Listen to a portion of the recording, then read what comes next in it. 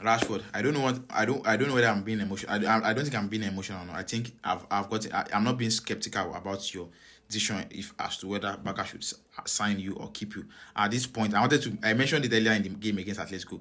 At this point, they shouldn't sign you. I don't see anything good. In fact, I can barely pick matches you've done or play well for Barcelona this season. I think there are 3 matches I cannot even really remember vividly, but the obvious one is the one against Newcastle. Even the one against Newcastle, it was just 2 goals you scored. Beautiful worldie, no doubt. But as you were not as impactful as we expected in the match, but you scored a goal. No doubt, let me give you that one. I think there was a match against Sevilla too. You did very well. And one other match I cannot remember. Those are the 3 matches I remember since you came as well for Barcelona this season. This point, you can go pack your bag and go. Like, sincerely speaking, that guy cannot. If he doesn't see chance to run, it basically cannot do anything. He cannot take on players. He's struggling at taking on players. Like, Lamine Yamal was having a bad game yesterday. He was not able to take on players normally. You two still there. No fit take on player. You came in against Atletico Madrid in the Copa del Rey semi-final.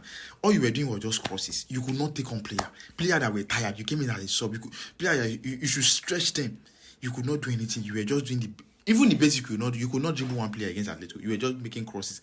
Like, at this point, I think I don't personally. If you had to give me an option to sign Rashford now, I'm not going to sign Rashford. Like, they shouldn't keep him. He's not. I don't think so. He's not that player. We should. I don't think he's even good. I don't think you want him in the sub. His performances are below average. Sincerely speaking, you can't take on players if you don't see chance to run. And even if you run, sometimes you might even your decision, your final thought, your decisions are poor.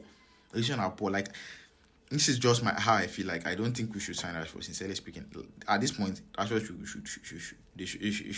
should not sign him. Like, I'm not impressed with his performances. Before, I was being skeptical if we should or not. But at this point, they shouldn't keep him. They should let him go to Manchester. Maybe we'll try. Maybe he's more used to English football. Maybe we'll go and thrive there in their space. So if we see his chance to rule, he's run, and maybe he can thrive back in Manchester. And obviously, Carrick is there now, not Amorim again. So I don't.